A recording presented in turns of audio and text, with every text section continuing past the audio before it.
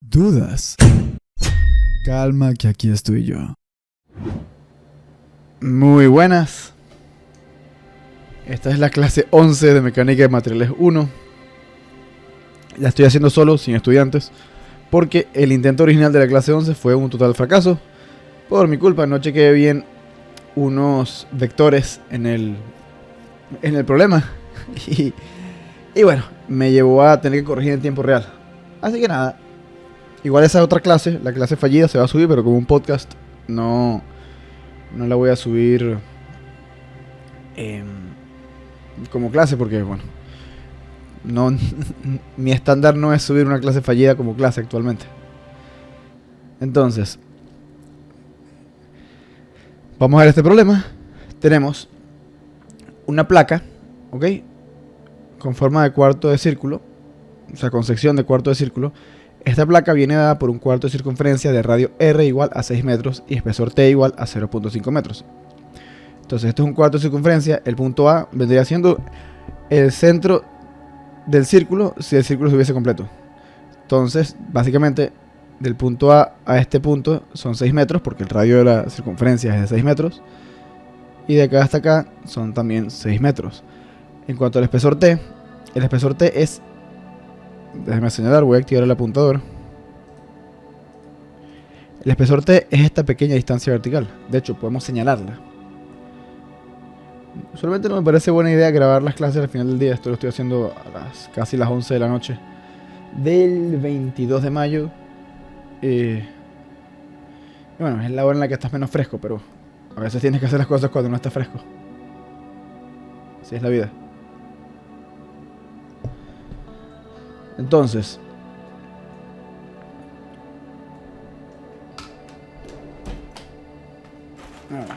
ponemos unos lentes antiluz azul para que supuestamente me dé sueño para cuando termine esto.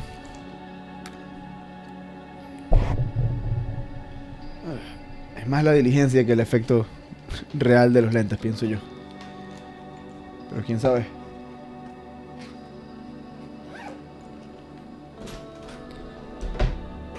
Entonces, la placa mostrada viene dada por un cuarto de circunferencia de radio R igual 6 metros.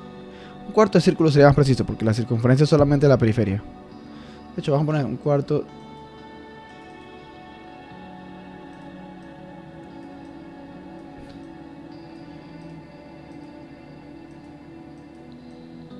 Tiene una sección transversal dada por un cuarto de círculo. El círculo es la área completa, la circunferencia es solamente la periferia.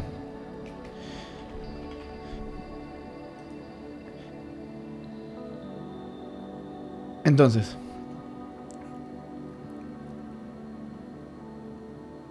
la masa de la placa está uniformemente distribuida y tiene un peso de 20 newtons. Reduzca el sistema de fuerzas activas a los puntos A y B. Calcular el momento resultante de este sistema respecto al eje AB. Discutir si el sistema es hipostático, isostático o hiperestático. Calcule todas las reacciones de vínculo que pueda y discuta si sus resultados tienen sentido físico. Entonces aquí nos piden realmente 6 cosas.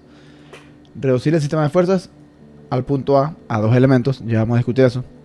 Reducir el sistema de fuerzas al punto B, las cargas activas únicamente, a 2 elementos. Porque claro, o sea, en este sistema tenemos dos tipos de cargas, las activas y las reactivas. Vamos a observar cuáles serían cuáles. Como cargas activas, tendríamos una fuerza de 15 newtons aquí, una fuerza de 20 newtons aquí. El peso que lo dibujé yo posteriormente, el peso no estaba dado en el diagrama de cuerpo libre original. Y bueno, probablemente no esté aplicado realmente aquí. Era para decir que el peso es una carga distribuida sobre todo el volumen de la placa, porque sí, es un volumen porque este es un cuerpo tridimensional. No es bidimensional porque tiene un espesor T de 0.5 metros. Volviendo al tema. Básicamente, tenemos como cargas activas esta fuerza de 15 newtons, esta fuerza de 20 newtons, el peso y esta carga distribuida superficialmente. Digo superficialmente porque está distribuida sobre un área, sobre esta área de 1 metro por 1 metro, sobre un cuadrado. Y bueno, vemos que esta carga distribuida superficialmente tiene intensidad variable. Dependiendo de la posición en X, la intensidad de esta carga distribuida puede ser mayor o menor. Entonces esas son las cargas activas. Las reactivas son las de la articulación esférica. Esto es una articulación esférica. Las del cable en A, las del cable en E y las del rodillo en C. Después podemos discutir estos vínculos de manera más detallada. El gran asunto aquí es que cuando nos piden reducir el sistema a un cierto punto, nos están pidiendo reducir el sistema de cargas activas. ¿Por qué? Porque lógicamente las reacciones aseguran que la fuerza neta sobre el sistema, o básicamente con las reacciones de vínculo, lo que se busca, con los vínculos lo que se busca es que la fuerza resultante sobre el sistema, considerando tanto cargas activas como cargas reactivas, sea cero. Y que el momento resultante sobre el sistema, respecto a cualquier punto, considerando los momentos de las fuerzas activas y los momentos de las fuerzas reactivas, la suma sea cero.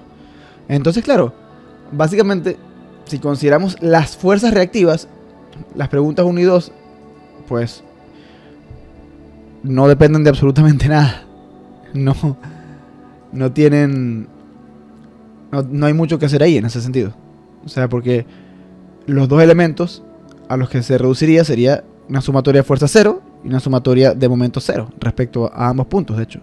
Porque estaríamos hablando de un sistema estático. Entonces cuando nos piden reducir a un punto es el sistema de cargas activas. Si no se especifica, es el sistema de cargas activas. Luego nos piden calcular el momento del sistema de cargas activas respecto al eje AB. Nos piden discutir si el sistema es hipostático, isostático o hiperestático. Nos piden calcular todas las reacciones de vínculo posibles.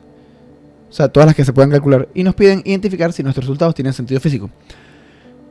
Claro, dependiendo de los vínculos que tengas y de los resultados que obtengas para las reacciones de esos vínculos, es posible que tus resultados no tengan sentido físico. Y bueno, ya esto lo he mencionado varias veces en todos los intentos fallidos y en trimestres anteriores, pero básicamente hay algunos vínculos que pueden llevar a resultados que no tienen sentido físico. Y en este caso son el rodillo y las cuerdas, los cables. De eso hablaremos de manera más extendida posteriormente cuando corresponda. De momento concentrémonos en reducir el sistema. Para reducir el sistema al punto A, básicamente tengo que encargarme de que todas las cargas distribuidas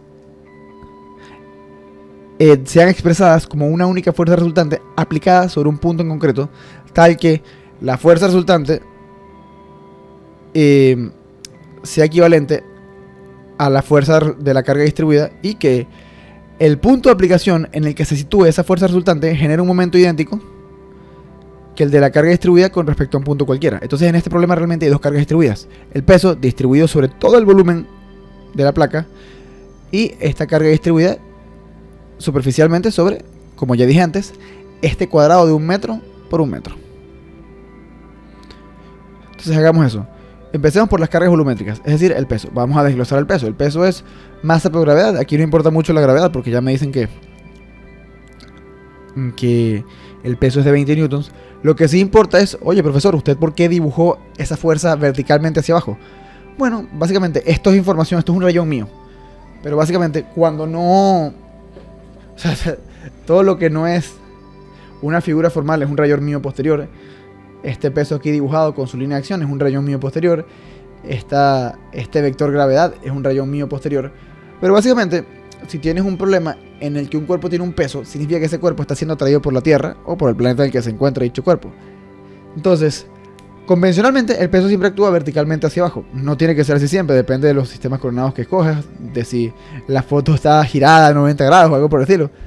Pero el punto es que si te dicen que un cuerpo tiene un peso y no te dan la dirección de la gravedad, la suposición convencional, y por ende la más acertada, es suponer que la gravedad apunta verticalmente hacia abajo. En este caso, en el sentido negativo del eje Z. El eje Z es vertical y positivo hacia arriba, como se indica aquí.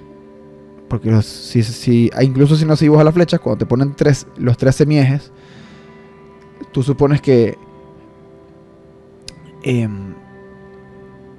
se están dando los sentidos positivos de cada eje. Entonces volvamos a esto. Entonces ya esta fuerza está dada. O sea, el peso no tengo que ver cómo está distribuido, no tengo que tener la densidad de la placa porque ya me dan el peso. Entonces la gran pregunta es, ¿dónde se aplica el peso de esta placa? El peso vectorialmente es una fuerza de menos 20 newtons en K, siendo K el vector unitario en sentido positivo del eje Z. ¿Ok? Este es el vector unitario que apunta hacia arriba. Entonces, sea G el centro de gravedad de la placa, en este punto se situará el peso de esta. O sea, si G es el centro de gravedad, pues al punto resultante en el que puedes, o lo que sería la posición promedio del peso, el punto de aplicación promedio del peso, tal que los efectos mecánicos del peso como carga distribuida se ven igualados, es el centro de gravedad.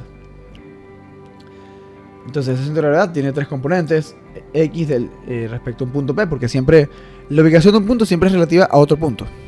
Eso es un hecho, todo depende de dónde pongas tu origen de coordenadas o tu punto de referencia para calcular momentos, por ejemplo. Entonces,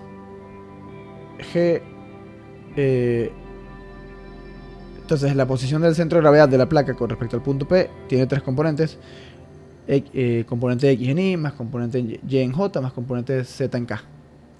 El momento del peso respecto a un punto cualquiera P, no es un punto cualquiera, ni siquiera está indicado en la figura, va a ser la posición del centro de gravedad con respecto al punto P cruz el peso como fuerza vectorial. Entonces, en el producto vectorial, para calcular el momento del peso, se anula el producto de las componentes en Z.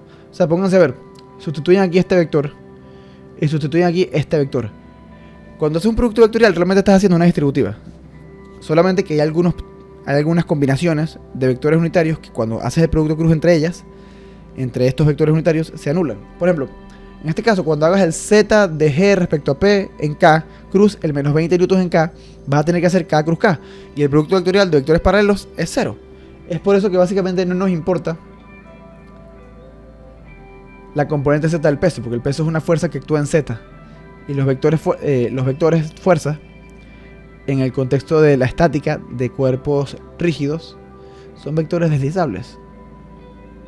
Con tal de que no cambie su línea de acción, el momento que va a generar esa fuerza con respecto a un punto cualquiera va a ser el mismo,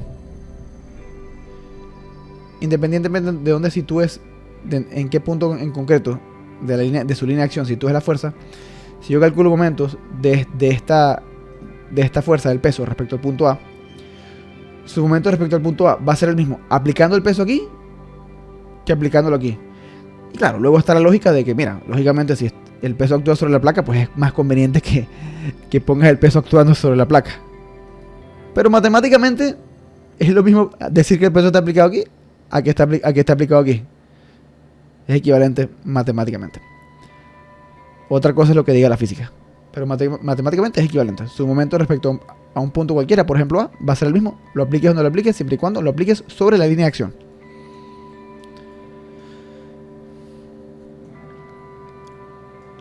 Entonces,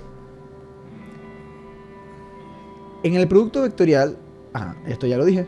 Entonces, básicamente solamente nos interesan las componentes en X y en Y del centroide de esta fuerza. Dígase el centroide, el centro de gravedad. En este caso, estamos asumiendo que la gravedad es constante.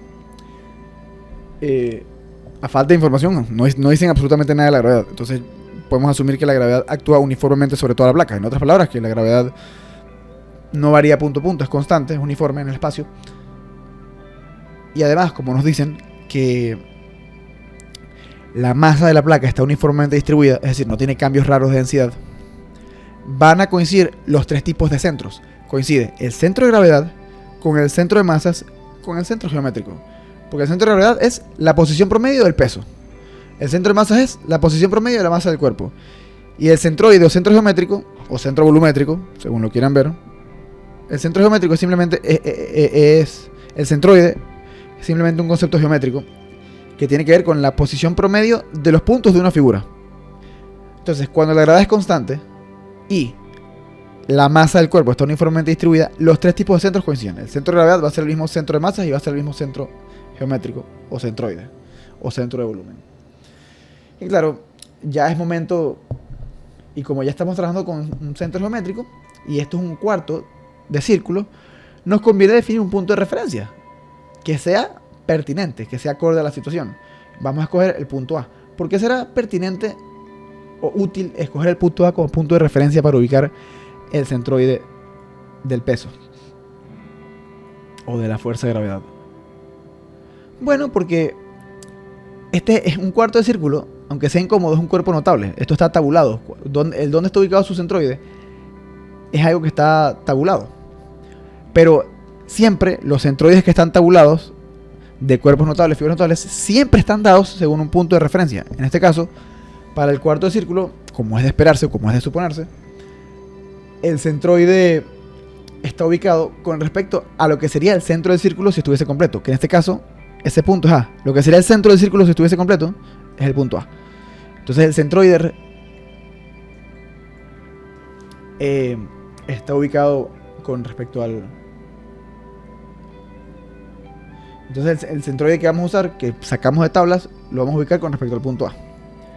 Y esa no es la única razón, no solamente porque el punto A sea conveniente, sino que realmente nos piden reducir el sistema al punto A. Entonces, claro, si mi punto de referencia es A, me conviene ubicar todas las fuerzas con respecto al punto A. Esa es la otra razón. Continuemos. Entonces,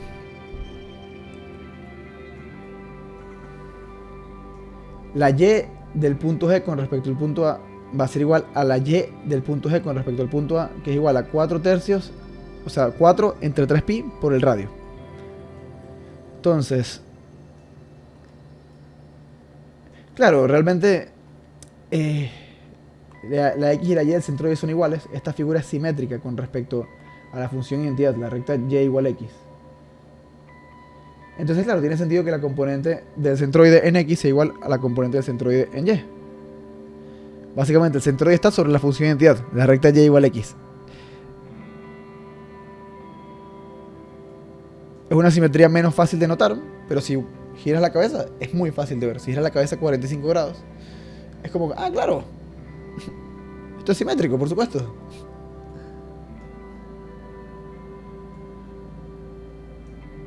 De hecho, para que vean a lo que me refiero, estos son énfasis. Ah, no, con varias figuras no me deja girarlo. Ah, qué lástima. Entonces 4 sobre 3pi es aproximadamente 0.4244. Muy bien, esto es a menos de la mitad del radio. Calculamos ese número. Pero primero, si no te lo sabes de tablas, lo puedes calcular por integrales. La integral, o sea, la componente en X del centroide respecto al punto A es igual a integral doble de X con respecto al área entre el área total y la integral de Y, la Y del centroide respecto al punto A es integral doble de Y con respecto al área entre el área total. Ahora, ¿por qué si este es un cuerpo volumétrico yo lo estoy calculando con un área? Bueno, el motivo es realmente simple.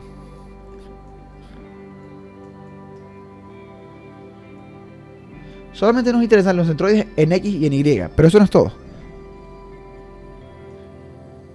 Ya eso lo explicamos por qué nos interesaba la componente Z. Que igual la componente Z estaría en toda la mitad, en la mitad del espesor, en 0.5 metros. En 0.25, el espesor es 0.5 metros. Básicamente el centroide en Z estaría en toda la mitad, a 0.25 metros de los extremos, o sea, de la cara superior y de la cara inferior.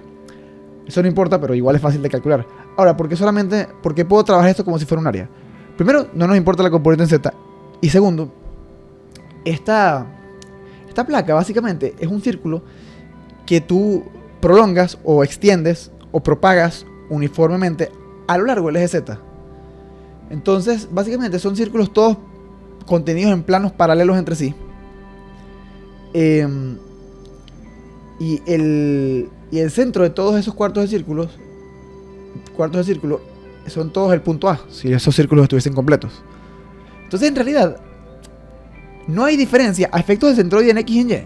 No hay diferencia en las posiciones de los centroides en X y en Y para un círculo y para otro. Por ejemplo, por decir algo, vamos a dibujar los centroides en morado. Imaginemos que esta efectivamente es la línea de acción, ¿ok? Que no lo parece realmente, el dibujo no está hecho a escala, es simplemente para que no estorbar con esta carga distribuida. Imagínate que el centroide de la cara superior de la placa está aquí. El centroide de una cara intermedia va a estar un poquito más abajo. El centroide de una cara un poquito más abajo va a estar un poquito más abajo. Pero todos van a tener las mismas componentes en X y en Y, porque esto es un cuarto de círculo que se propaga uniformemente a lo largo del eje Z. Y todos estos círculos son perpendiculares al eje Z. Entonces, las componentes en X y en Y de los centroides de cada uno de esos círculos, que son secciones transversales de la placa, van a tener las mismas componentes. Hasta llegar hasta la placa abajo, que va a tener las mismas componentes en X y en Y para sus centroides. Entonces, con calcular el centroide en X y en Y de una sola sección transversal, sea la cara superior, sea la cara inferior, o sea una cara intermedia, o sea una sección intermedia, en X y Y vamos a tener el mismo centroide. Ahí no hay nada que discutir, no hay nada que debatir. Ese es el motivo.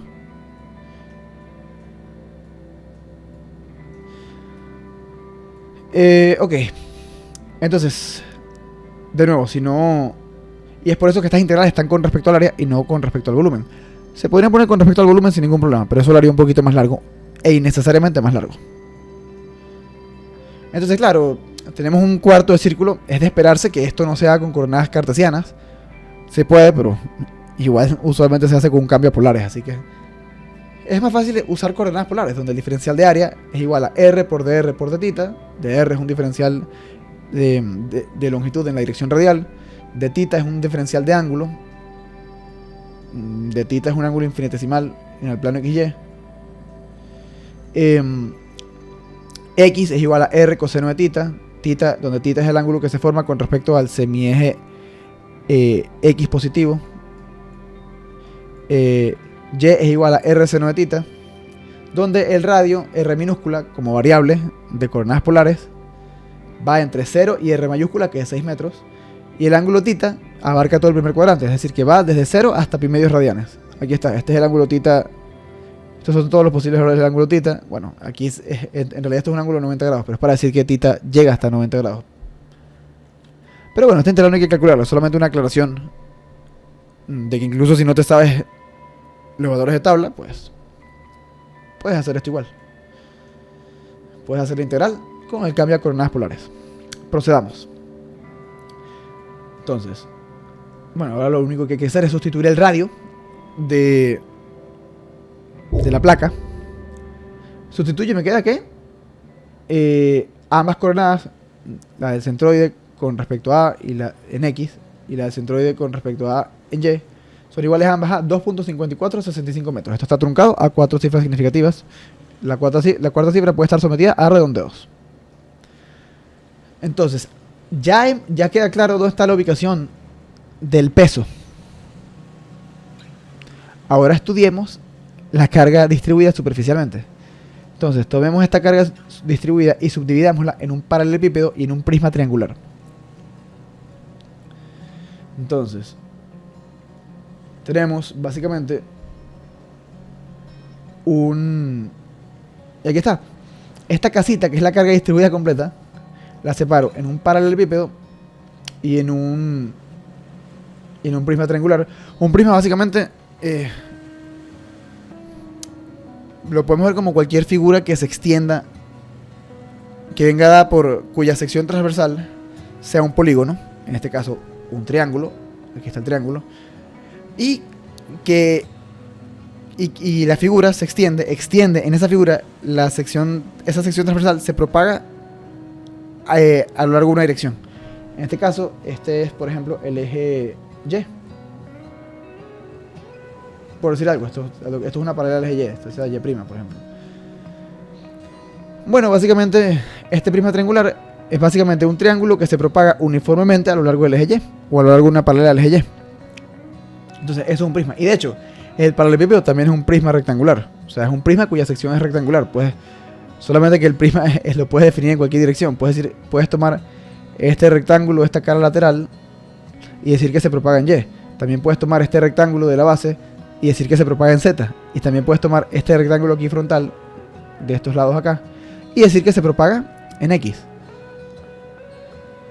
Pero el paralelepípedo también es un prisma de sección rectangular, básicamente. Entonces, la fuerza total de esta carga distribuida es igual a la fuerza proveniente del paralelepípedo más la fuerza proveniente del prisma triangular. Esto no es un paralelepípedo, esto no es un... alarma. Alarma de... ya va.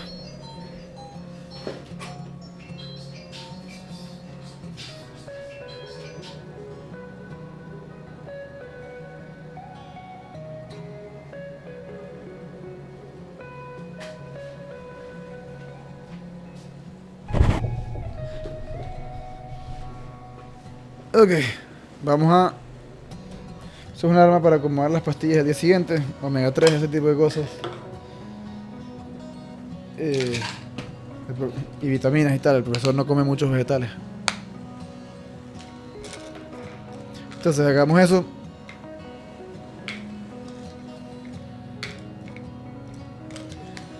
Y... Ok.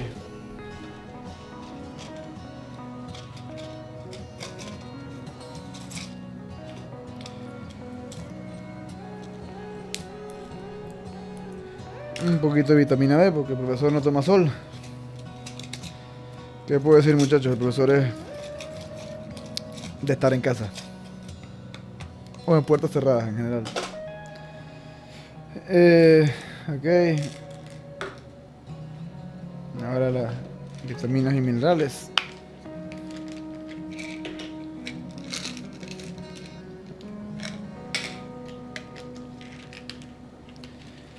Ok. Ahora la maca, suplemento para aumentar el vigor natural de la persona. No sé si me ha hecho efecto honestamente, pero espero que sí. Ah, ok. Falta un poquito de zinc. Sí, esto tranquilamente podría omitirse y podría hacer todo esto en silencio, pero el show debe continuar. Y unos aminoácidos aquí.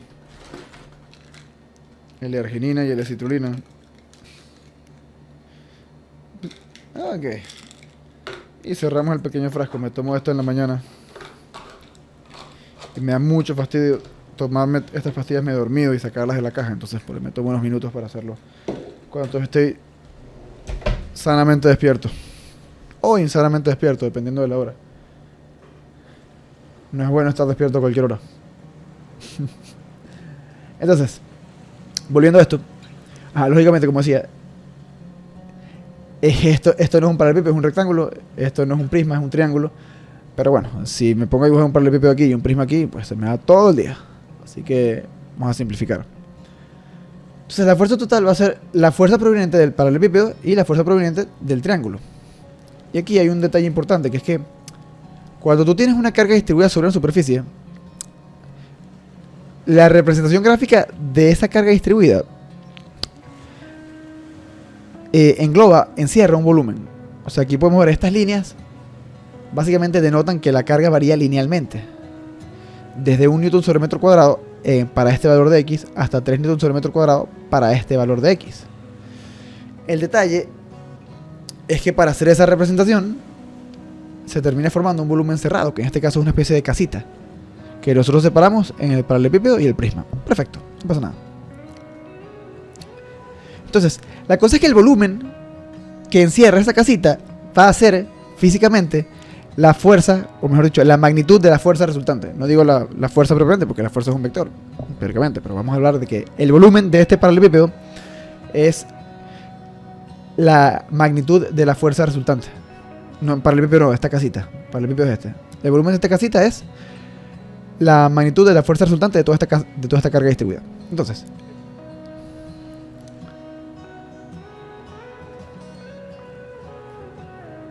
¿y por qué uso la palabra volumen ficticio?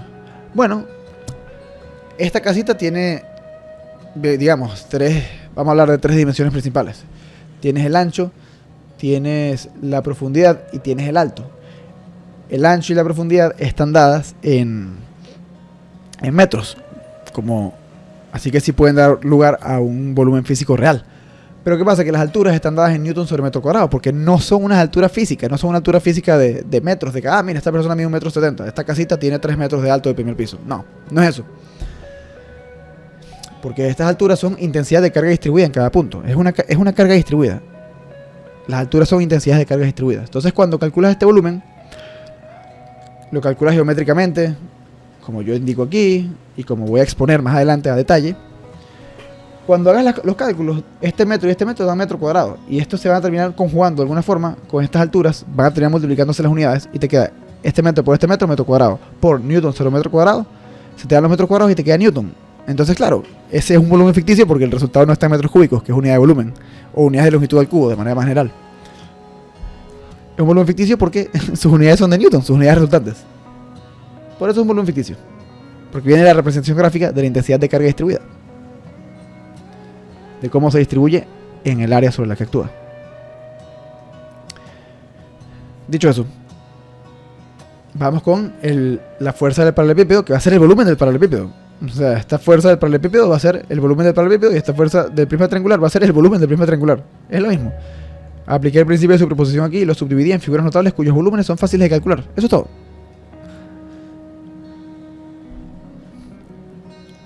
Entonces, el volumen de un paralelepípedo es área de la base por altura. O sea, lo puedes ver como largo por ancho por profundidad también. Yo decidí hacerlo así. La base es un cuadrado de dimensiones 1 por 1. Entonces, el área de la base es 1 metro cuadrado. La altura de este paralelepípedo está simbolizado aquí, está h del rectángulo, h del paralelepípedo, es 1 newton sobre metro cuadrado. Porque el paralelepípedo va desde el piso, desde la base, hasta la intensidad de carga distribuida de 1 newton sobre metro cuadrado. Entonces haces esa multiplicación de 1 metro cuadrado, que es el área de la base, por 1 newton sobre metro cuadrado, que es la altura del paralelepípedo, la altura ficticia, te da que el volumen del paralelepípedo, el volumen ficticio es 1 newton, que es la magnitud de la fuerza ejercida solo por el paralelepípedo. Continuemos ahora y vayamos con el prisma triangular. Este prisma triangular, muchachos, que están ausentes, porque esta es una clase en solitario, este prisma triangular, básicamente sus dimensiones son un poco más complicadas, pero el volumen de este prisma va a ser simplemente el área de la sección transversal, que esa área transversal viene dada por un triángulo, por la profundidad. Es como decir un cilindro. El área de un cilindro es área de la base por altura. Solamente que para un cilindro la base viene dada por un círculo. Aquí la sección transversal viene dada por un triángulo rectángulo. Y claro, ¿por qué altura, por qué profundidad en lugar de altura? Bueno, porque la dirección en la que se propaga el triángulo rectángulo para formar el prisma triangular, esa dirección en la que se propaga este triángulo rectángulo es horizontal. En cambio, solamente cuando tenemos un cilindro, convencionalmente es vertical. Entonces, podemos hablar de una base, que sería como el piso de la figura, y de una altura, que es la longitud del cuerpo en la dirección perpendicular a la base. Y claro, si este prisma estuviera vertical, es decir, si se propagara el triángulo rectángulo a lo largo de la dirección vertical, diríamos área de la base por altura. Pero bueno, como está horizontal, decimos en lugar de área de la base, área transversal, y en lugar de altura, profundidad. Y la profundidad es simplemente 1 metro. Y el área de la sección transversal, bueno, es el área del triángulo, de este triángulo en verde que dibujé aquí, que subrayé aquí. El área de un triángulo es base del triángulo por altura del triángulo entre 2. Y bueno, aquí yo detallo esas dimensiones. La altura del triángulo es una altura ficticia, que vamos a explicar ahorita, y la base del triángulo es esto que está aquí. 1 metro, esta distancia de 1 metro detallada aquí.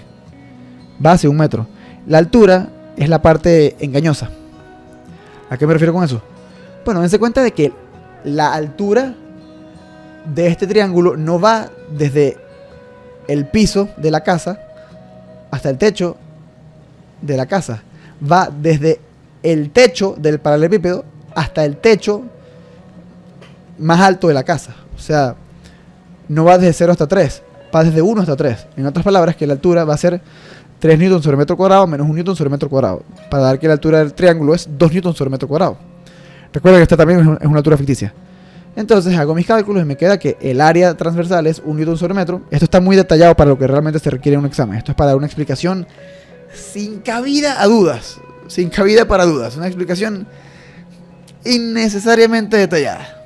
Pero bueno, no es innecesario para el estudiante menos entendido, pero el estudiante menos entendido también vale. Así que vamos a hacer esto por el hipotético estudiante menos entendido. Entonces, el volumen del triángulo es área transversal por profundidad. En la transversal ya la tenemos, la profundidad es 1 metro, multiplicamos, y esta fuerza, la profundidad es de 1 metro, entonces el área es de 1 newton sobre metro, el área transversal. Entonces, este volumen ficticio también da 1 newton, es decir que la magnitud de la fuerza resultante del prisma triangular es también de 1 newton.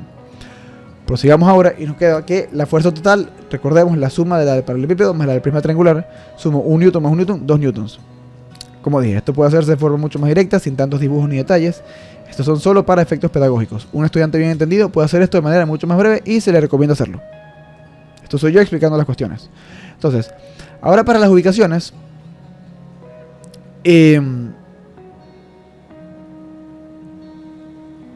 Bueno. Para el paralelepípedo es una figura perfectamente simétrica. Entonces, si yo quiero ubicar la posición de su centroide en X, va a estar en toda la mitad de su longitud en X. Su longitud en X, esta es la dirección X, recuerden, pongamos aquí un X'. Su longitud en X es de 1 metro. Entonces, va a estar a 0.5 metros de sus extremos. De este extremo y este extremo. Va a estar por acá, va a estar el centroide en X.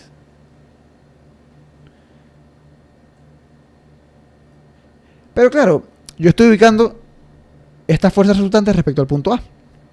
Entonces, básicamente miremos. Aquí está el punto A. La distribución, la carga distribuida a efectos de la variable X empieza a 2.5 metros en X del punto A. Entonces, claro, sí, respecto a la propia longitud dentro de la propia delimitación del paralelepípedo, el centroide está a 0.5 metros en X. Pero no estoy calculando el centroide respecto a uno de los extremos de la carga distribuida, del área de aplicación de la carga distribuida, sino que lo estoy calculando con respecto al punto A. Entonces, el centroide de esta carga distribuida en X con respecto al punto A va a ser estos 2.5 metros más los 0.5 metros, que son la mitad de este metro en X. Y aquí está. 2.5 más 0.5 en metros da 3 metros. Para la componente en Y es más de lo mismo. El ancho en Y es de 1 metro, la longitud en Y es de 1 metro. El paralelepípedo es perfectamente simétrico. Tiene simetría en todas las direcciones. Entonces, en Y vamos a tener 2 metros más 0.5 metros para el paralelepípedo. Bastante simple realmente. Aquí está. Y aquí yo dibujo lo que sería el centroide. Sería el centroide de la base directamente. Si tienes una carga distribuida sobre un área y la carga es uniforme, como es el caso del paralelepípedo, la carga del paralelepípedo siempre es 1 newton sobre metro cuadrado, el centroide de esa carga distribuida va a ser el centroide del área sobre la que se aplica. Sí y solo si la intensidad de carga distribuida es uniforme, si es constante en todos los puntos sobre los cuales se aplica esa carga distribuida.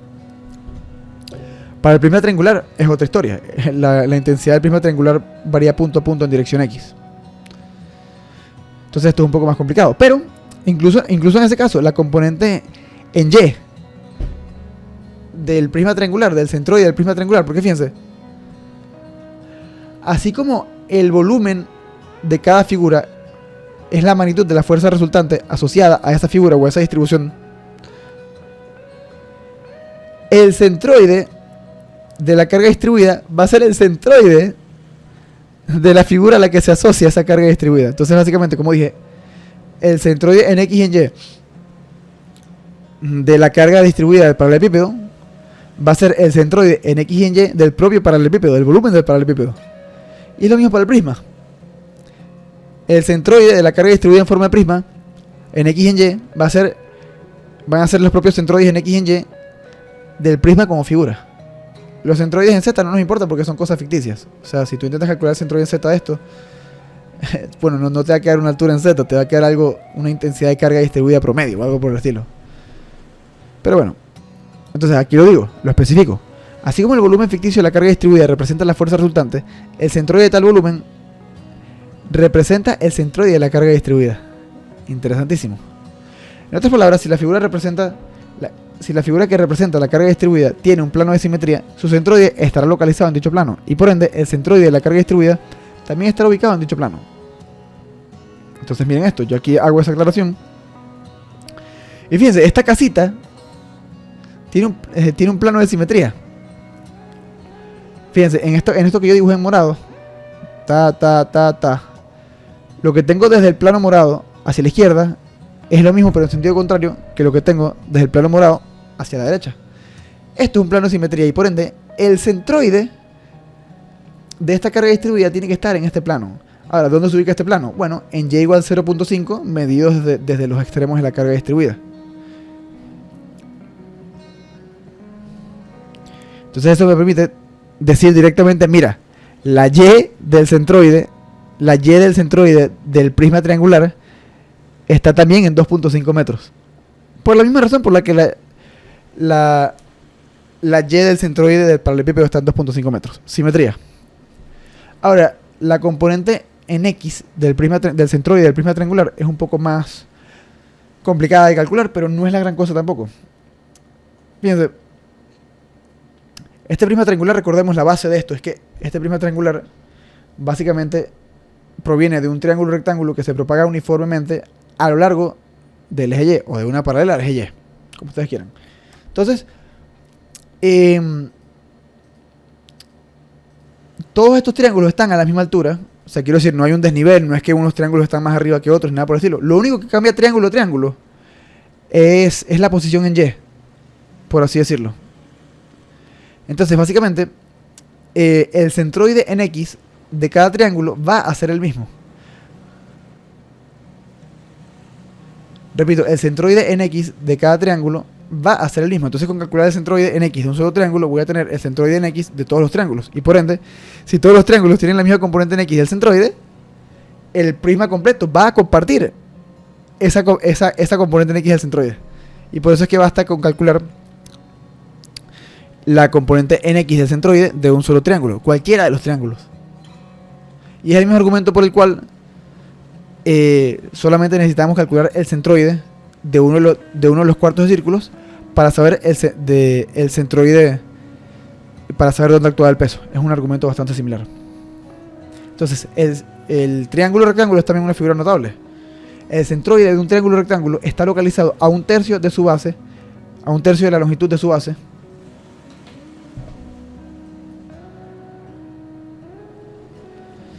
de la longitud de su base.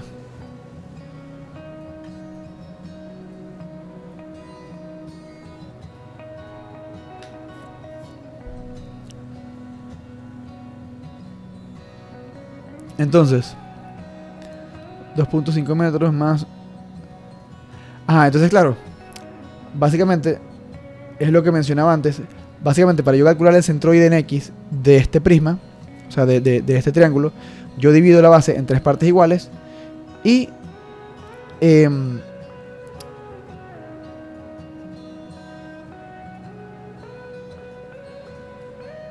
básicamente el centroide va a estar aquí. Tengo la base partida en 3 partes iguales. El centroide va a estar ubicado a un tercio de la longitud de la base, medida desde el vértice del que está el ángulo recto. O sea, acá. Porque mira, tengo un tercio, 2 tercios, 3 tercios, medidas del ángulo recto. Va a estar a un tercio del ángulo recto. Y tiene sentido porque la mayor concentración de puntos está más cerca del ángulo recto para un triángulo rectángulo. Entonces, continuemos, procedamos. Entonces, claro, yo estoy ubicando esto con respecto al punto A. Entonces, sí, o sea, esa base del rectángulo mide 1 metro. Aquí está. 1 metro. Entonces, claro, ese centroide en X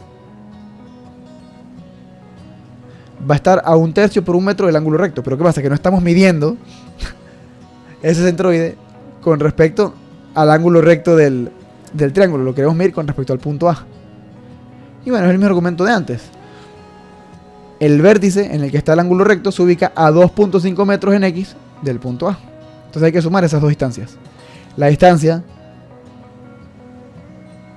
desde el punto A, la distancia en X desde el punto A hasta el vértice en el que está el ángulo recto, más la propia posición del centroide respecto al vértice en el que está el ángulo recto. Eso da aproximadamente 2.5 metros más un tercio de metro, da aproximadamente 2.8333 metros. Ok, excelente. Entonces, este sería el diagrama, mi sistema de cargas activas. Esta fuerza F1 de 15 newtons que actúa en Y, esta fuerza F2 de 20 newtons que actúa en X, la fuerza del paralelepípedo ya representada como una fuerza resultante de 1 newton, la fuerza del triángulo, la fuerza del prisma triangular ya representada como una fuerza puntual de 1 newton, y el peso de 20 newtons hacia abajo. 5 fuerzas activas. Entonces, ahora para reducir el sistema de fuerzas activas respecto al punto A, hago la sumatoria de los momentos de las cargas activas. O sea, tomo la fuerza 1, el brazo de la fuerza 1 respecto al punto A, lo multiplico vectorialmente por la fuerza 1, más el brazo de la fuerza 2 respecto al punto A, cruz la fuerza 2, más el centroide de la placa respecto al punto A, cruz el peso.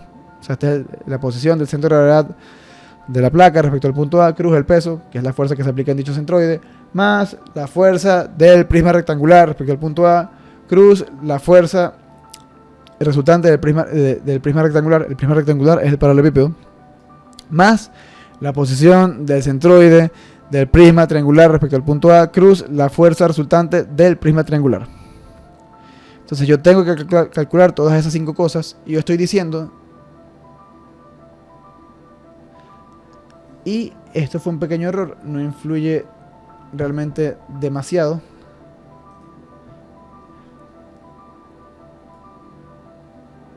Sí, de hecho esto es mejor borrarlo porque estaba diciendo que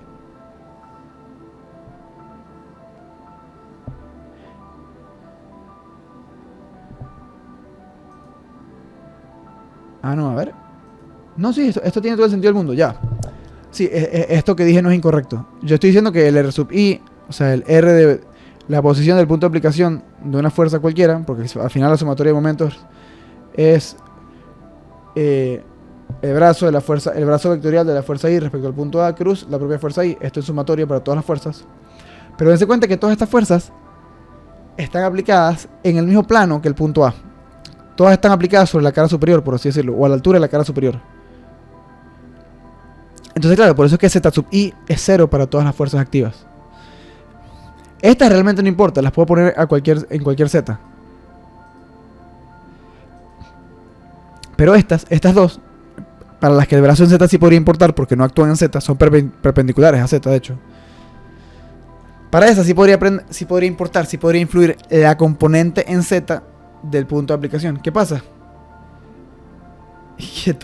Que tanto esta fuerza F1 como esta fuerza F2 están aplicadas a la misma altura que el punto A. O sea, la posición en Z de esta fuerza, del punto de aplicación de esta fuerza con respecto al punto A, es 0, están a la misma altura. Lo mismo aquí. Entonces por eso vale decir que Z sub I es 0. Cuando el punto de referencia es A. Voy a tomar agua.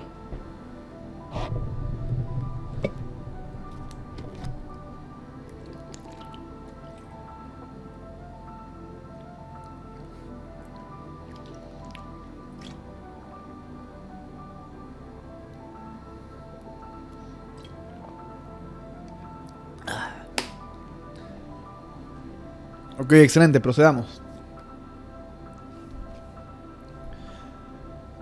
4, ajá.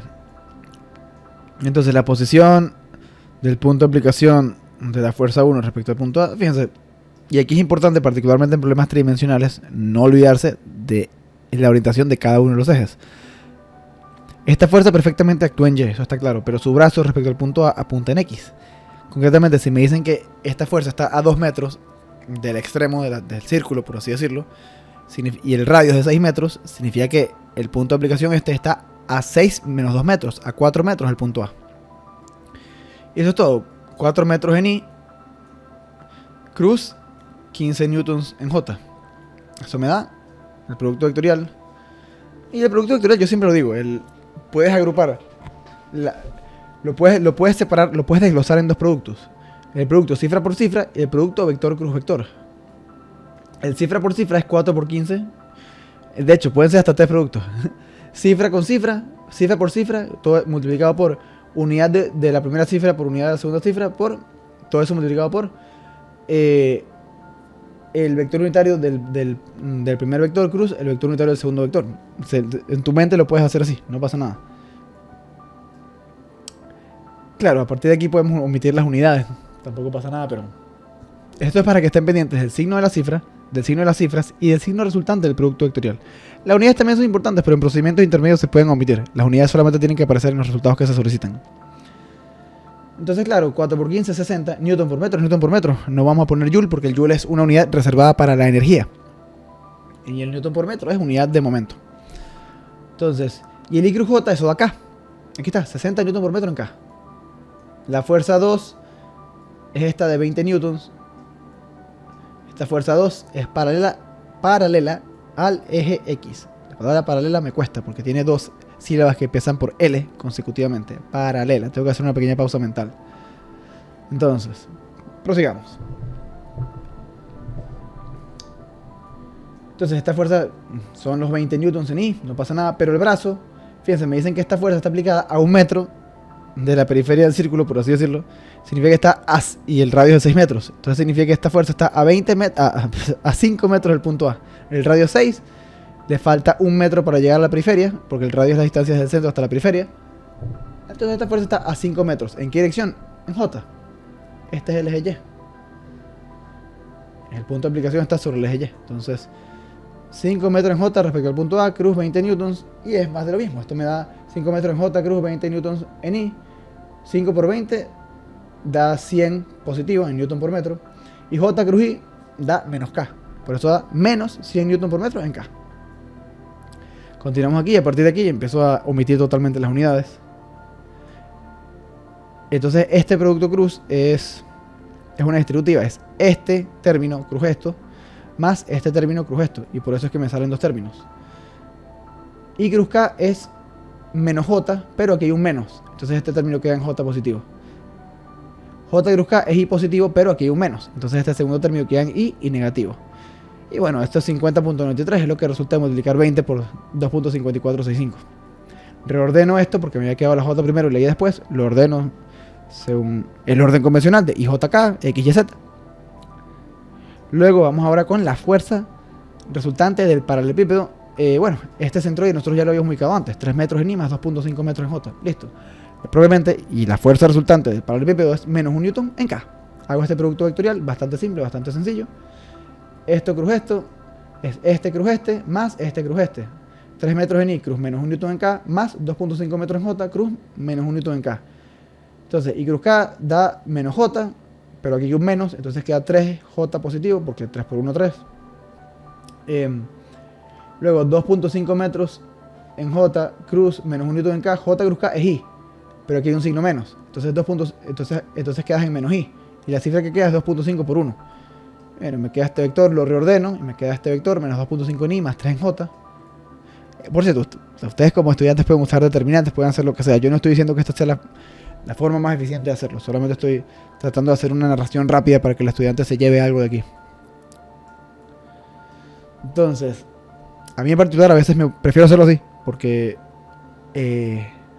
literalmente me da fastidio escribir los determinantes, me parece que ocupan mucho espacio. Pero sé que al que no le dé fastidio, para el que no le dé fastidio escribirlos, realmente es más fácil hacer determinantes. Así que háganlo de una buena manera y que les sirva a ustedes. Hago lo propio ahora con la fuerza del prisma. El centroide del prisma es 2.8333 en I más 2.5 en J. Esto está en metros, pero estamos omitiendo unidades en pasos intermedios. No pasa nada. Unidades las dejamos para los resultados. Los resultados sí tienen que tener unidades. Continuamos. Entonces, y la fuerza es también menos 1 en K. Entonces hago el producto cruz, me queda este cruz este, y cruz K es menos J, pero aquí hay un menos. Entonces esto queda positivo. ¿Qué cifra queda? 2.83333 por 1 da 2.83333. Listo. 2.5 por 1 da 2.5, es la cifra que queda. Y J cruz K da I, pero aquí hay un menos. Entonces queda menos en I. Reordenamos esto para que esté la I primero y la J después. Perfecto. Ahora hay que hacer la suma de los 5 términos. Un fastidio, pero alguien tiene que hacerlo. Yo aquí lo hice. Lo copié todo en orden. Agrupé componentes con componentes y me queda que la sumatoria de momentos de fuerzas activas respecto al punto A es menos 55.93 en I más 56.7633 en J menos 40 en K. Todo esto en newton por metro. La reducción al punto A no está completa. Ya hemos completado la reducción al punto A para los momentos. Ahora falta obtener la fuerza resultante respecto al punto A, que no depende del punto A, ya que la fuerza resultante no depende del punto de reducción. Estamos reduciendo al punto A. Eso quiere decir que básicamente en nuestro sistema van a quedar únicamente dos fuerzas. Dos elementos, perdón, no dos fuerzas, dos elementos. Una fuerza aplicada en el punto A y un momento aplicado en el punto A. Dado que el momento resultante sí depende del punto al cual tú decidas reducir, o sea, con lo que quiero decir que si por ejemplo yo hubiese reducido al punto B, esta cifra más que probablemente sería diferente. Darían distintos los números. el momento resultante en la reducción sí depende del punto al cual tú reduzcas. Y claro, de hecho, o sea, y por cierto, o sea, efectos prácticos quiero mostrar a qué me refiero con reducir. Porque no lo representé. Lo representé en clases anteriores, pero vamos a...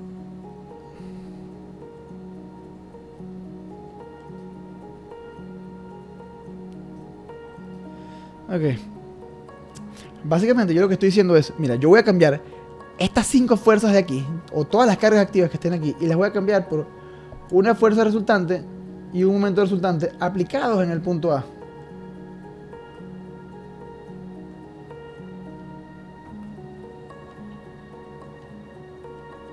Que claro, vamos a tratar de dibujar esto de forma realista. 20, 15, menos 22.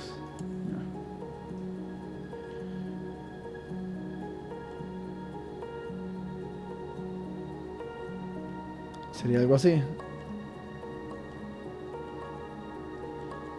F.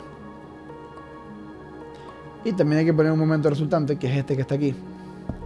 Menos 55 en I. Más esto en J. Menos 40 en K.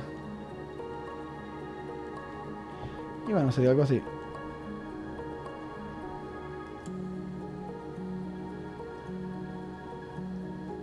Y este sería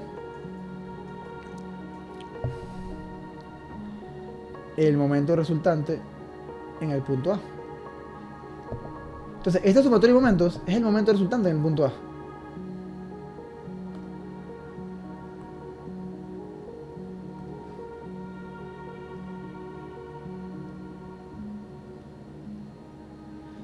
En otras palabras, ¿qué pasa si yo quiero reducir el sistema a el sistema de fuerzas activas que yo tenía, las 5 fuerzas que tenía, si lo quiero reducir a una fuerza resultante y a un momento resultante, ambos aplicados en el punto A?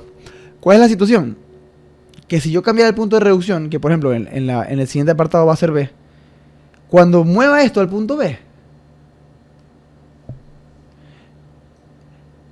el momento resultante tiene que cambiar para que esto efectivamente pueda ser una reducción al punto B. Y va a ser un valor distinto y lo vamos a verificar. Pero esto es lo que está pasando. Estamos reduciendo las 5 fuerzas que teníamos a una fuerza resultante aplicada en el punto A y a un momento resultante aplicado al punto A. Y claro, por formalidad o por... No sé, no sabría cómo decirlo realmente. Por un sentido de absoluto de consistencia, tú puedes poner que esta es la fuerza reducida al punto A. Pero es que la fuerza no depende del punto al que tú reduzcas. Porque la fuerza, a diferencia del el momento sí depende del punto respecto al cual tomas momentos. Pero la fuerza es más absoluta, por así decirlo. Es un absoluto, por así decirlo. Y no depende del punto de reducción.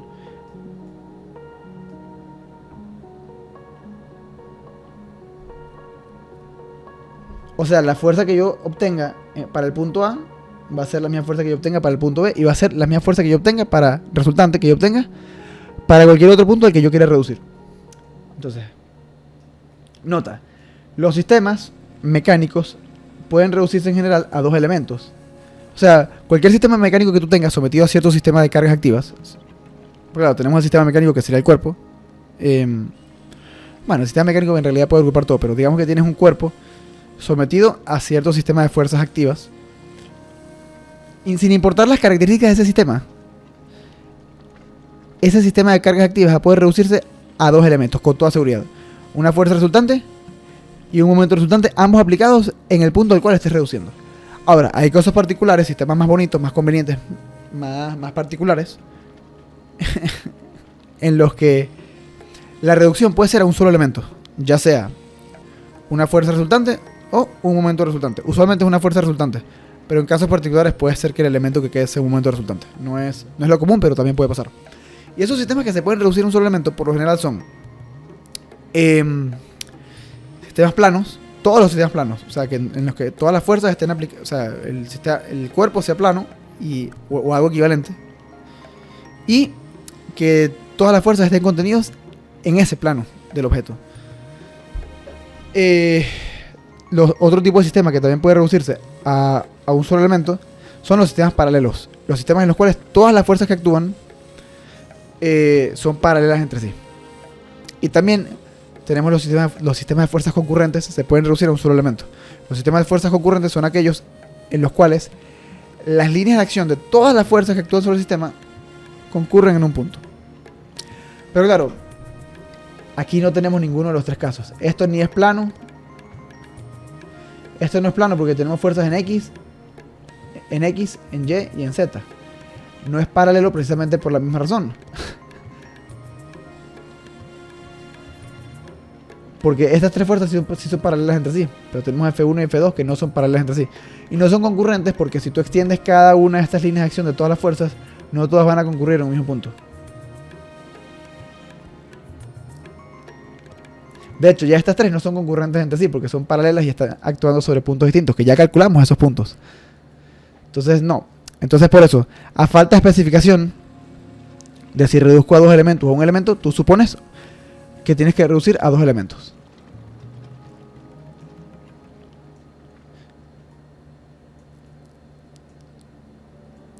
Entonces, ahora nos falta calcular la sumatoria de fuerzas. Simplemente hacemos la suma vectorial de F1 más F2 más el peso más la fuerza del paralelepípedo más la fuerza del prisma triangular. Hago la suma y me queda 20 en I más 15 en J menos 22 en K newtons. Y bueno, esta es la reducción al punto A. Simplemente indicar la fuerza activa resultante en el punto A y el momento activo resultante en el punto A. Que no, esta fuerza activa en el punto A, la fuerza no depende del punto, esto es una formalidad. O sea, así como puse fuerza activa en el punto A, puedo poner simplemente fuerza activa y ya. Agrupé estos dos valores y esta es la reducción al punto A. Para reducir el punto B, la fuerza va a ser la misma. Por los argumentos que dijimos, de que la fuerza no dependía del punto de referencia ni del punto de reducción. No depende de un brazo, no depende de nada de eso.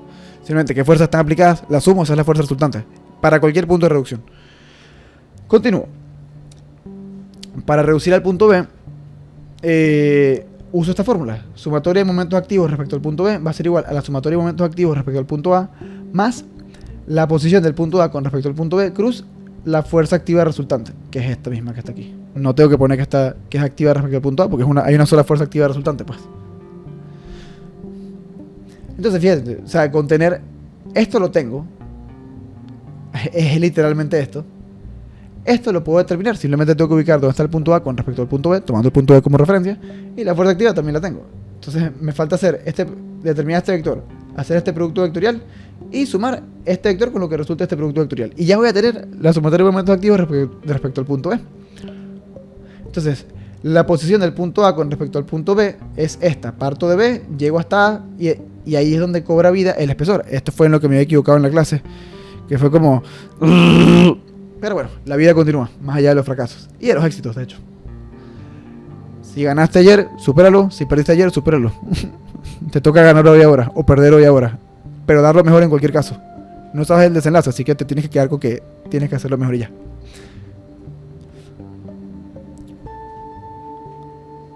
Ok, entonces ahora, la sumatoria de momentos...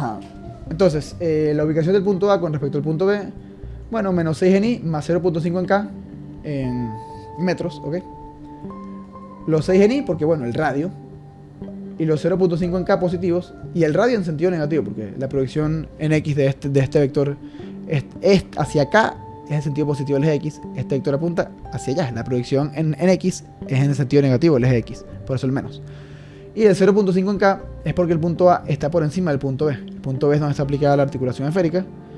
El punto A está por encima. La articulación esférica está aplicada en la cara inferior. Y este espesor es de 0.5. Entonces por eso el punto A se ubica a 0.5 metros por encima del punto B. Verticalmente. En X pasa otra cosa, que es esto que ya dijimos de los 6 metros. En el sentido negativo el eje X. La fuerza activa es simplemente esta, ya la calculamos antes. Hacemos el producto vectorial, me queda esto. A la sumatoria de momentos activos respecto al punto A, le sumo lo que resultó de este producto vectorial. Y esta sería la sumatoria de momentos con respecto al punto B. Ahora, para hacer la reducción al punto B, simplemente compilo ambos resultados. La sumatoria de fuerzas activas puse respecto al punto B por formalidad, pero ya sabemos que las fuerzas activas no dependen de un punto de referencia, es la misma para cualquier punto de referencia, para cualquier punto de reducción. Y aquí está la sumatoria de momentos respecto al punto B. Ahora, para calcular el momento respecto al eje AB, Fíjense, el momento de un sistema con respecto a un eje en mecánica de materiales 1 lo trabajamos con un escalar. Entonces, básicamente para calcular el momento de un sistema de cargas activas con respecto a un eje, tienes que conocer la sumatoria de momentos de ese sistema de cargas activas con respecto a un punto que pertenezca al eje, ¿ok? Que puede ser A, porque el eje AB pasa por A y pasa por B. Es el eje definido por los puntos A y B, porque pasa por esos dos puntos y por cualquier punto intermedio entre ellos y cualquier punto que esté después en la línea, porque un eje es una línea infinita, básicamente. Entonces, tomo esa sumatoria de momentos con respecto a un punto que pertenezca al eje en cuestión y lo multiplico escalarmente por el vector unitario que representa el eje. Entonces, en este caso tenemos, para el eje AB, tenemos dos sumatorias de momentos disponibles para hacer el cálculo. La sumatoria de momentos de las cargas activas respecto al punto A y la sumatoria de momentos respecto a cargas activas de las cargas activas respecto al punto B. Y con que multiplique cualquiera de ellos por el vector unitario del eje AB, obtengo la sumatoria de momentos respecto al eje AB, que repito, es un escalar. Lo que resulta de un producto escalar entre los vectores, de un producto punto entre los vectores, es un escalar. En mecánica de materiales 1 trabajamos el momento respecto, el resultante respecto a un eje como un escalar. Tiene su versión vectorial, por supuesto, simplemente multiplicas por este vector unitario, pero aquí lo trabajamos únicamente la parte escalar. Y sí, estas dos cosas son totalmente equivalentes. O sea, la matemática da para que estas dos cosas sean equivalentes. Y tiene mucho que ver con esta ecuación. Esta ecuación permite que estos dos términos, sumatoria de momentos en A, punto AB, sea igual a sumatoria de momentos en B, punto AB. Entonces puedo usar cualquiera de las dos y el resultado va a ser el mismo y va a ser correcto. Lo que me falta ahora es calcular el vector unitario AB. El vector unitario AB es el contrario a la posición del vector A con respecto a B, porque el vector AB va desde A hasta B, el anterior iba desde B hasta A, va a ser simplemente el negativo, 6 metros en I menos 0.5 metros en J, el negativo del anterior. Ahora, porque y claro, para que esto sea el vector unitario, tengo que dividir el vector AB entre su magnitud, que su magnitud es simplemente Pitágoras, 6 metros al cuadrado más 0.5 metros al cuadrado, que es esto. Tomo el vector, lo divido entre su magnitud y obtengo el unitario. Ahora, ¿por qué estoy diciendo que el eje AB, o sea, por qué le estoy dando esta orientación al eje AB? ¿Por qué no BA? Bueno, si me hubiesen dicho el eje BA, hubiese calculado el vector unitario BA. Pero como me dijeron el vector, el eje AB, pues eso lo asocio con el vector unitario que apunta desde A hasta B, básicamente.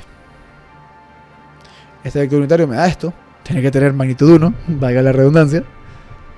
Tomo mi vector, mi sumatoria de momentos de cargas activas respecto al punto B. Hago el producto punto.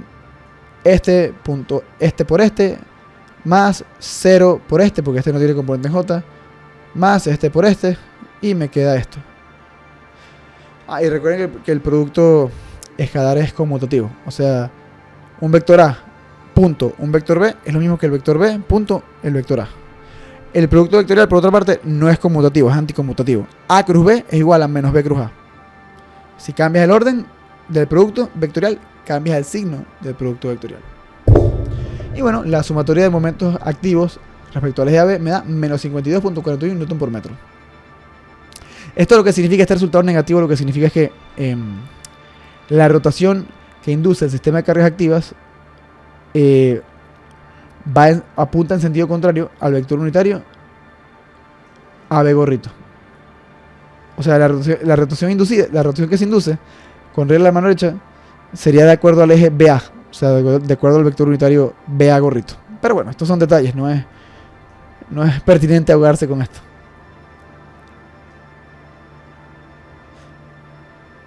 Si me pidieran la sumatoria de momentos activos respecto al eje X, por ejemplo, simplemente en lugar de tener el vector AB gorrito, AB unitario, tendría simplemente el vector unitario positivo del eje X, Y. Y lo mismo si fuera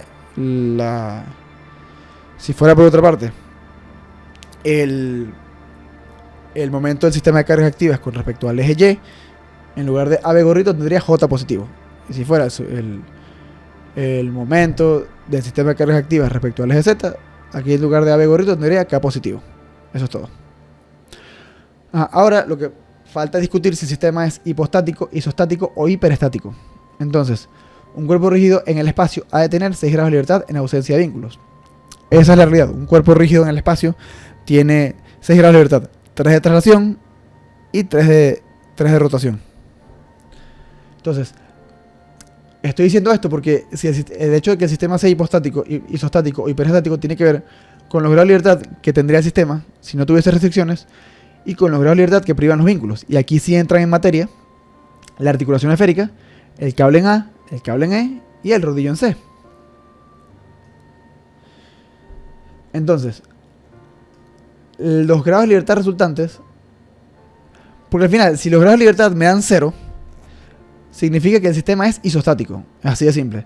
Si los grados de libertad me dan positivos, mayores que 0, el sistema es hipostático. Y si los grados de libertad me dan negativos, el sistema es hiperestático. Eso es a grandes rasgos todo el objetivo de esta ecuación. Entonces, los grados de libertad del sistema, los grados de libertad resultantes del sistema son iguales a los grados de libertad del sistema sin restricciones, menos los grados de libertad del sistema, menos los grados de libertad privados por los vínculos. Los grados de libertad del sistema sin restricciones son 6, porque el sistema, básicamente, mecánicamente, esa placa es un cuerpo rígido en el espacio, tiene 6 grados de libertad. Ahora, los grados de libertad privados por los vínculos son los grados de libertad independientes que son privados por los vínculos. Entonces, y en la mayoría de los casos, incluido este, es una suma simple de cuántos grados de libertad quitan los vínculos. En este caso, la articulación esférica quita 3 grados de libertad. Impide que el punto B de... Esto es una articulación esférica porque no está simplemente apoyada en el suelo, sino que tiene aquí como una pirámide que en realidad son 3 barras ideales sosteniéndola. Eso es una articulación esférica por eso. Diferente del rodillo porque el rodillo simplemente está apoyado en el suelo. Pero volviendo al punto que nos interesa. Fíjense en que básicamente la articulación esférica quita 3 grados de libertad. ¿Por qué? Porque impide que el punto en el que está la articulación esférica se traslade en cualquiera de las 3 direcciones. O sea, básicamente la articulación esférica en el punto de conexión, de vínculo, quita los 3 grados de libertad de traslación. El punto que está vinculado a la articulación esférica, el punto de la placa que está vinculado al sistema no puede trasladarse ni en X, ni en X, ni en Y, ni en Z. Entonces aquí son 3 grados de libertad menos, solamente por esto. Luego, cada cable quita un grado de libertad. Entonces aquí tenemos un grado de libertad que quita el cable AD y otro grado de libertad que quita el cable EF. Es un cable y no una barra ideal porque las barras ideales son un poquito más gruesas. Luego, el rodillo quita otro grado de libertad.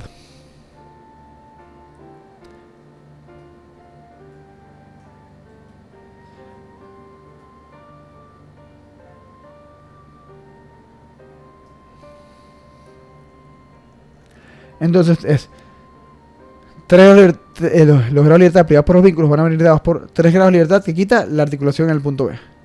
Más un grado de libertad que quita el acuerdo cable en el punto D. Más otro grado de libertad que quita el acuerdo cable en el punto E. Más otro grado de libertad que quita el rodillo en el punto C. Entonces, en total 3 más 1 más 1 más 1, tenemos que esto da 6. Entonces los grados de libertad privados por los vínculos son 6. De manera tal que los grados de libertad resultantes son 6 menos 6, 0. El sistema es isostático. Eso es todo. Claro, aquí hay un pequeño asterisco. Que es que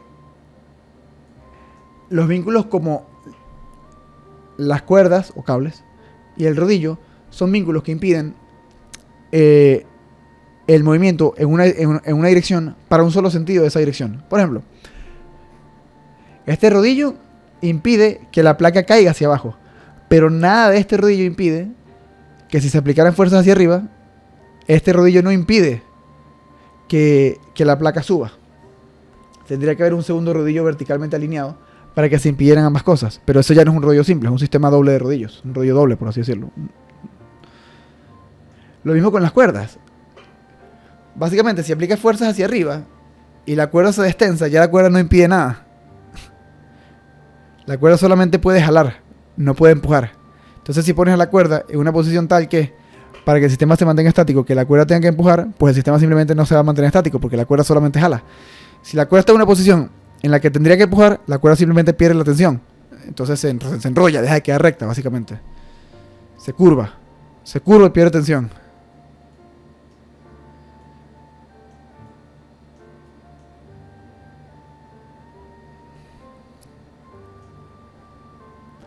Entonces, como asterisco esta pregunta, como los grados de libertad resultantes son cero, en teoría el sistema es isostático.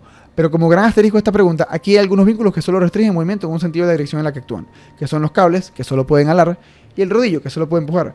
Esto puede contribuir a que en la práctica el sistema de hecho acabe siendo hipostático, dependiendo de las cargas externas aplicadas. Es lo que digo. Si aplicamos fuerzas hacia arriba en lugar de hacia abajo, este sistema no se va a mantener en equilibrio. El rodillo y los cables no son suficientes para que este sistema se mantenga en equilibrio. Entonces, yo coloquialmente digo, ok, este sistema es isostático con un asterisco.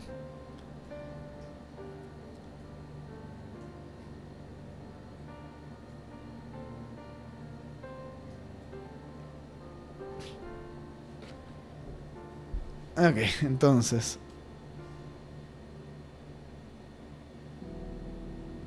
Este sería el diagrama del cuerpo libre completo del sistema. Simplemente las 5 cargas activas que teníamos antes, más 6 cargas reactivas. 3 en la articulación esférica, que no importa en qué sentido las pongan. La articulación esférica no tiene esa limitación que tienen el rodillo y los cables. La articulación esférica puede restringir movimiento en ambos sentidos. Yo en este caso puse, coloquialmente, lo habitual es poner los positivos. Pero yo puse, por ejemplo, B sub X negativa porque F2 es positiva. Entonces alguien tiene que restringir, alguien tiene que anular a F2. Pero claro, si no lo pongo en el sentido negativo, sino que la pongo en sentido positivo, lo único que va a pasar es que cuando despeje B sub X, me va a dar negativa. Eso es todo. No pasa nada. Y aquí yo puse un C sub Y. Esto no es C sub Y para nada, esto es C sub Z.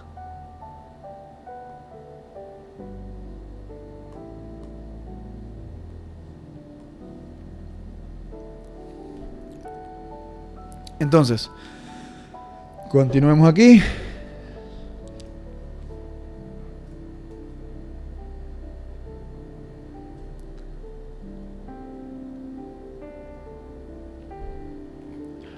T sub AD. Esta sí es necesario dibujarla en sentido de jalón. O sea, la cuerda jala a la placa en el punto A. La cuerda AD o el cable AD jala a la placa en el punto A y la jala hacia el punto D. O sea, la dirección ya está definida. Es la dirección del cable asociado. Y en sentido de jalón. Y lo mismo con el cable EF. El cable EF va desde E hasta F. Entonces la fuerza jala al punto E de la placa hacia el punto F. En dirección del cable. Directamente. Y bueno, la fuerza del rodillo va en Z. Se sujeta hacia arriba porque la fuerza del rodillo es perpendicular al... O sea, digamos, va en dirección de radial, por así decirlo. La dirección radial en el punto de contacto. Entonces, claro, aquí la situación es que se sugiere que... Bueno, básicamente por el punto de contacto se ve que el rodillo está tocando la placa por debajo. Entonces la fuerza tendría que ser vertical y hacia arriba. Ahora, el detalle aquí también es que encima del rodillo nos muestra una porción del plano en el que está apoyado. Y ese plano es paralelo al plano XY. ¿Por qué lo digo? Bueno, porque lo que me muestran de esto es un paralelogramo, o rectángulo, mejor dicho, con una dimensión paralela al eje X y otra dimensión paralela, con una dimensión paralela al eje X acá, y otra dimensión paralela al eje Y. Si este rodillo está apoyado en el plano XY, pues su fuerza normal ejercida debe actuar en Z, perpendicular al plano en el que está apoyado. Eso es todo. Y ese sub Z porque apunta en Z. O sea, en general todas las fuerzas tienen un subíndice asociado a la dirección en la que actúan. Las tensiones son la excepción porque no actúan en una dirección en concreto, actúan en la dirección del cable, que puede ser combinación lineal de 2 o 3 de las direcciones cartesianas notables, X, Y, Z. Entonces, bueno, aquí el dibujo me indica que el cable AD está contenido en el plano ZX por estas líneas que están acá. Porque básicamente la dirección de esta fuerza va a ser la dirección del vector que va desde A hasta D. Entonces esta vertical es paralela a Z, esta horizontal es paralela a X. Directamente la línea que une A y D está contenida en el plano ZX. Entonces, por ende, también esta fuerza va a estar en el plano ZX. ¿Por qué digo esto? Porque me dan un ángulo de 45 grados con el cual yo puedo definir esta fuerza. Ese ángulo de 45 grados se forma con el eje X. Entonces, tal cual como hacemos con radiovectores, coordenadas polares, todo lo que sea de eso, Un vector siempre se puede escribir como su magnitud, T sub AD, por su dirección. Entonces la dirección es simplemente este vector unitario coseno de 45 grados en I más seno de 45 grados en J. 45 porque es el ángulo que se forma, el ángulo de referencia para esta fuerza. El coseno en I porque el ángulo se forma con el eje X. Y seno en K por la misma razón, porque el ángulo se forma con el eje X, no con el eje Y. Y claro, en este caso es 45 y también en teoría también se forman 45 con el eje Z. Pero espero que se entienda la idea de todos modos. Entonces el coseno de 45 grados vale radios 2 sobre 2. Hago mi distributiva y me queda esto para la tensión del cable AD. Prosigo ahora. La tensión del cable EF. Su magnitud por su dirección. Es la misma situación, solo que ahora estamos en otro plano. Este cable, por básicamente el cable EF está contenido en el plano YZ. Bueno, y aquí es más y más porque la proyección en ambas direcciones es positiva. Lo mismo acá para este cable. La proyección en Y es positiva, la proyección en Z es positiva, la proyección de este vector vertical es hacia arriba y la proyección en Y apunta en el sentido positivo de la Y. Por eso el vector unitario aparece con ambas componentes positivas. Volviendo a esto, el cable forma con el eje Y un ángulo de 30 grados. Entonces para el vector unitario vamos a tener, como el ángulo se forma con el eje Y, vamos a tener coseno de ese ángulo en J más seno de ese ángulo en K. Eso es todo. El coseno de 30 vale raíz de 3 sobre 2, el seno de 30 vale 1 medio.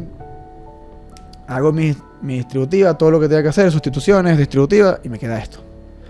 Para estudiar la sumatoria de fuerzas podemos desglosar nuestro estudio de la siguiente manera. La sumatoria de fuerzas puedo desglosarla como sumatoria de fuerzas activas más sumatoria de fuerzas reactivas. Esta ya la tengo. La calculé para A y para B. Ya está listo. Entonces ahora lo que tengo que estudiar, lo que no tengo, y por eso tengo la X, tengo que estudiar la sumatoria de fuerzas reactivas. Entonces, hagamos ahora la sumatoria de fuerzas reactivas. Esto va a ser menos B sub X en I, menos B sub Y en J, consistente con el diagrama de cuerpo libre que hice antes. Esto es negativo en X, esto es negativo en Y. Por lo que yo supongo que va a ocurrir. Pero si no ocurre así, si estoy equivocado, simplemente las fuerzas me van a dar negativas. Y para la articulación esférica es totalmente admisible. Sustituyo aquí. Pongo todas las fuerzas reactivas. Aquí es cuando la cosa se pone engorrosa. Agrupo componentes en I, componentes en J, componentes en K. Recuerdo cuáles son las fuerzas activas. Sumo todo esto. Agrupo fuerzas activas y fuerzas reactivas. Recuerdo que la sumatoria de fuerzas me tiene que dar 0. Puedo descomponer la sumatoria de fuerzas vectorial como la sumatoria de fuerzas en X en I, más sumatoria de fuerzas en Y en J, más sumatoria de fuerzas en Z en K. Y bueno, básicamente descompongo este vector y cada una de estas componentes queda igualada a 0. Todas estas componentes individualmente son iguales a 0. Entonces, para X me queda esto, para Y me queda esto, para Z me queda esto. Y puedo ver que en esta ecuación hay dos incógnitas, B sub X y T sub AD. No puedo despejar ninguna directamente. Para esta también tengo dos incógnitas, B sub Y y T sub EF. No puedo despejar ninguna directamente. Y para Z tengo algo más fastidioso todavía. Tengo B sub Z, T sub AD, T sub EF y C sub Z. Increíblemente fastidioso. Entonces, tengo tres ecuaciones y 6 incógnitas. ¿Qué hago? Bueno, para completar el sistema de ecuaciones, tomemos momentos respecto a algún punto. Por norma general, calculamos momentos respecto a un punto en el que haya más fuerzas de reacción aplicadas, para que esas incógnitas tengan un vector brazo nulo y no aparezcan en las ecuaciones de momentos. En este caso, un punto conveniente para hacer esto es el punto B, en el que actúa la articulación esférica. Fíjense, si yo calculo momentos respecto al punto B, estas tres fuerzas van a tener un brazo 0, entonces no van a aparecer como incógnitas en la sumatoria de momentos respecto al punto B, porque van a estar multiplicadas por 0 y por ende no van a aparecer. ¿Cuáles sí van a aparecer como incógnitas? Bueno, la tensión en el cable AD, la tensión en el cable ED y la fuerza normal del rodillo, pues, la fuerza de contacto ejercida por el rodillo. Entonces, bueno, yo hago entonces mi sumatoria de momentos con respecto al punto B. Y también para la sumatoria de momentos yo puedo hacer el desglose. Puedo decir que la sumatoria de momentos total resultante respecto al punto B va a ser la sumatoria de momentos activos respecto al punto B más la sumatoria de momentos reactivos respecto al punto B. Esto da 0. La suma de ambas da 0.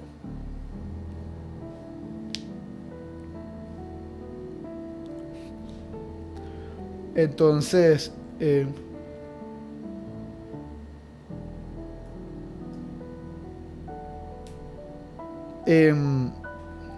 Sumatoria de momentos reactivos respecto al punto B. Entonces, claro, esta ya la tengo. De hecho, vamos a para seguir con la misma tónica de antes. Esta ya la tengo. Esta me falta. Entonces, la sumatoria de momentos reactivos respecto al punto B simplemente va a ser el brazo vectorial de la tensión, cruz la tensión, AD. El brazo vectorial de la tensión, ED, cruz la propia tensión ED. Y claro, o sea, básicamente, ¿dónde está aplicada cada fuerza de reacción? Bueno, la TAD está aplicada en A, TED está aplicada en E, y C sub Y está aplicada en C. Entonces, BA cruz TAD, más BE cruz TED, más BC cruz C. C es la fuerza del rodillo, por cierto. Entonces, representamos los vectores brazos de las fuerzas reactivas. Esto es BA, esto es BE, esto es BC. Y quiero destacar que el punto B y el punto A, por ejemplo, están en caras opuestas de la placa. Entonces aquí hay que considerar el 0.5. O sea, el punto E está en la cara superior, el punto B está en la cara inferior. Entonces aquí también hay que considerar el 0.5 metros en cada del espesor. Sin embargo, tanto el rodillo como la articulación esférica están en la cara inferior. Entonces para BC, para el brazo BC, el vector BC, no hay que considerar el espesor de la placa, el 0.5 metros en K. Ya vamos a ver a qué. Vamos a ver la figura a qué me refiero con esto. Vamos a ver rápidamente la figura. Aquí está. La articulación esférica está en la parte de abajo. El rodillo también está en la parte de abajo. No hay separación vertical entre el punto B y el punto C. Solamente separación en X y en Y. Continuemos con esto. Estamos en la parte más difícil y después de esto se acaba esta condena de este problema, que es mucho más difícil de lo que va a aparecer en el examen. Incluso para mí esto es una condena. En algún momento en enero marzo de 2024, la primera vez que di esta materia, puse un problema ridículamente difícil para retar a los estudiantes, pero terminé retándome a mí mismo y sigo haciendo este problema mal de vez en cuando, 30 años después. Bueno, año y 4 meses después.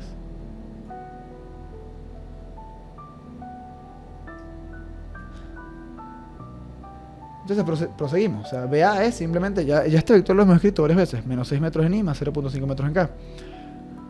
TAD es raíz de 2 sobre 2 TAD en I más raíz de 2 sobre 2 TAD en K.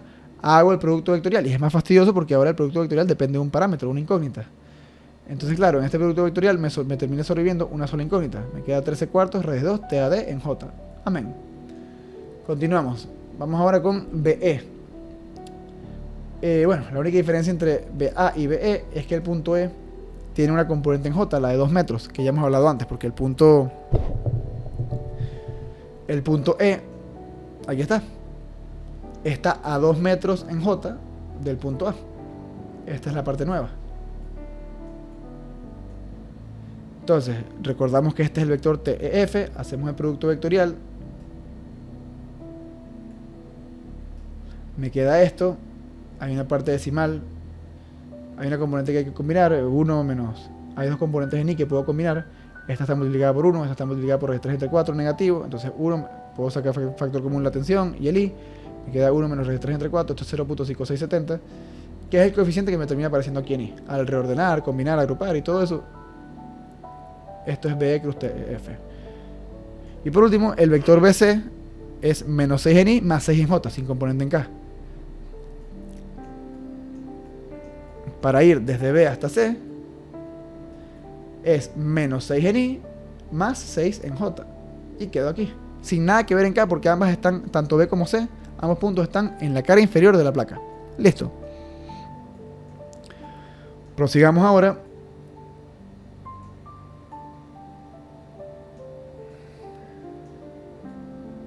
Ahora sumo todos los momentos, hago el producto vectorial de BC cruz C, me queda esto, 6C sub Z en I más 6C sub Z en J.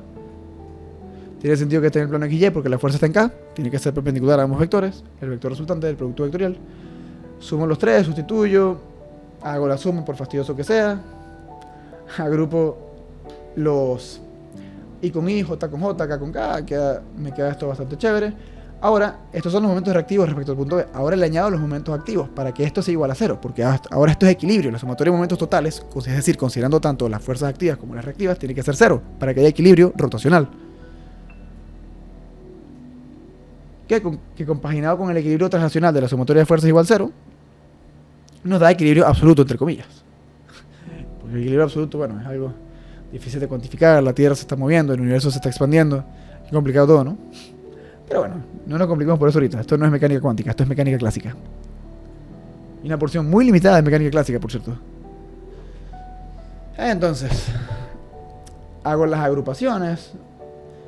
I con I, J con J, K con K. Ahora tengo tanto incógnitas como números. Me queda esto en I, más esto en J, más esto en K. Y todas estas componentes individualmente son iguales a 0.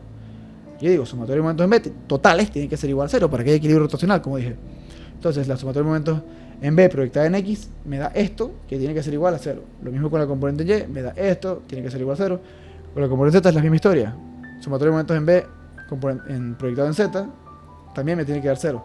Entonces, aquí tengo lo mágico de esto es que tengo solamente 3 ecuaciones con 3 incógnitas. Ese es el chiste de haber calculado momentos respecto al punto B. Que se me iban las 3 incógnitas en el punto B, me quedan solamente 3 incógnitas. Las de las tensiones, las 2 tensiones y el rodillo. Y ahora este es un sistema 3×3, pero es relativamente fácil de solucionar porque en la ecuación de momentos proyectada en Z solamente hay una incógnita, la tensión EF. La despejo y me da una tensión negativa, que un resultado T negativo simplemente significa que el sentido de la fuerza es sentido contrario al supuesto. Eso es lo que significa el signo negativo, tiene que aclararse y tiene que sustituirse así en todas las demás ecuaciones. Ahora, como en este problema nos piden estudiar el sentido físico del problema, yo he de aclarar que una tensión, si la dibujaste correctamente en el diagrama de cuerpo libre, es decir, jalando al cuerpo en el punto en el que está en contacto con el cuerpo, el resultado no tiene sentido físico. Ok, si te da negativo, si la dibujaste correctamente en el diagrama, es decir, jalando, y la tensión te da negativa, significa que esa tensión realmente, para que el sistema esté en equilibrio, esa cuerda debería empujar en lugar de jalar. Las cuerdas, como ya dije, no pueden empujar, solamente pueden jalar. Entonces, básicamente, este resultado, compaginando una vez la parte 5 del problema, analizando el sentido físico una vez aquí mientras calculamos las reacciones, este resultado no tiene sentido físico. El vínculo del cable o la cuerda solo puede ejercer fuerzas en un sentido, el de jale, solamente jala. Un resultado negativo para esta fuerza de tensión equivaldría a decir que el cable empuja, lo cual no es posible. Este sistema no podría mantenerse en equilibrio debido a que el cable EF, de tensión negativa, no lo permitiría. Para solucionar esto, podría cambiarse el cable por una barra ideal colineal. O sea, básicamente el mismo elemento, pero en lugar de ser un cable volátil, endeble, capaz de contorsionarse, lo cambias por una barra ideal que en teoría es un cuerpo rígido. O un cuerpo macizo, por así decirlo, como mínimo. Y las barras ideales sí son capaces tanto de empujar como de jalar. Entonces, cambias el